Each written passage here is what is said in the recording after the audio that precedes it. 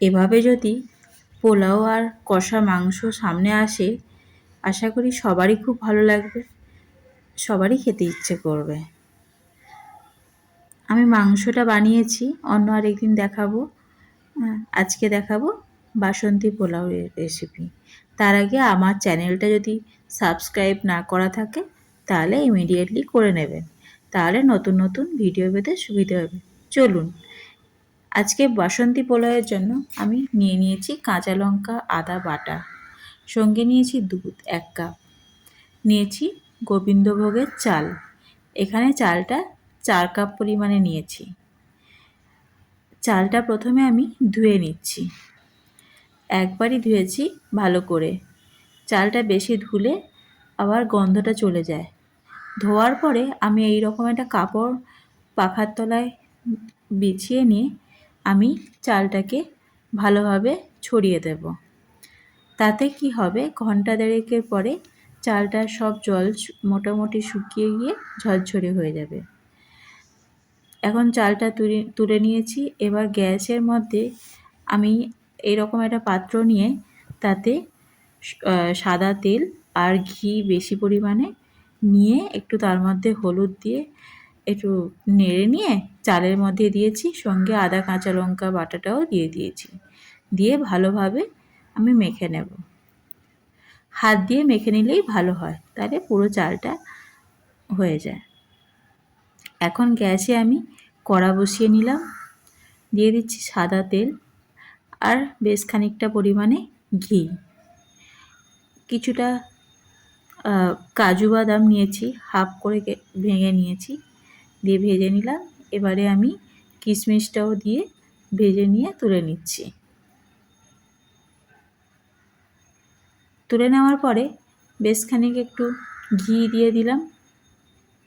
পোলাওতে একটু ঘি দিলে ভালো লাগে। এর মধ্যে আমি দিয়ে দিচ্ছি 2টো শুকনো লঙ্কা আর তেজপাতা 2টো আর গোটা গরম মশলা।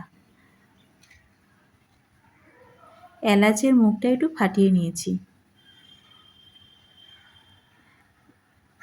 একটু গন্ধ বেরোবে তখনই আমি মেখে রাখা ওই চালটিকে দিয়ে দেব। এবার ভালো করে নাড়িয়ে আমি রান্না করতে থাকবো। এবার একটা পাত্রে আমি কিছুটা জল নিয়ে নিয়েছি। আমি এখানে 4 কাপ চাল যেহেতু নিয়েছি, আমি সেজন্যে 8 কাপ জল নেব। এইটা মাথায় রাখতে হবে, যতটা চাল নেব তার ডবল আমাকে জল নিতে হবে, তাহলে রান্নাটা ঠিকঠাক হবে।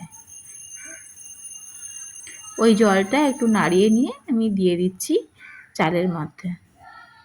এখন বেশ খানিকটা জল শুকিয়ে এসছে। এই সময় আমি দুধ আর নুন দিয়ে সঙ্গে আমি কাজু কিশমিশগুলো দিয়ে দিয়েছি। নাড়িয়ে নিয়ে রান্না করে একটা চাপা দিয়ে আমি কিছুক্ষণ রান্না হতে দেব।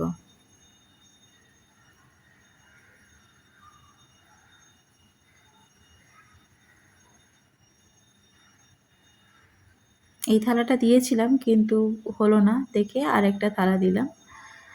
ব্যাস, কিছুক্ষণ পরে আমি ঢাকা খুলে দেখলাম বেশ শুকিয়ে এসছে।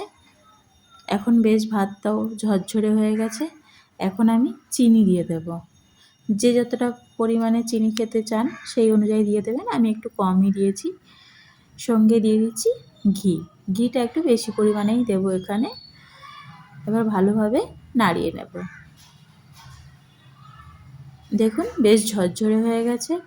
এখন একটু কাঁচা লঙ্কা আর গরম মশলার গুঁড়ো দিয়ে ভালোভাবে নাড়িয়ে মিশিয়ে নেব।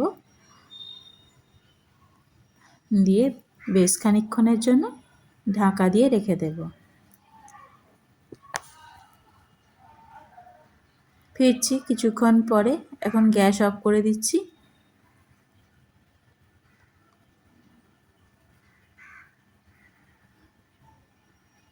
দেখুন কতটা ঝরঝরে হয়েছে।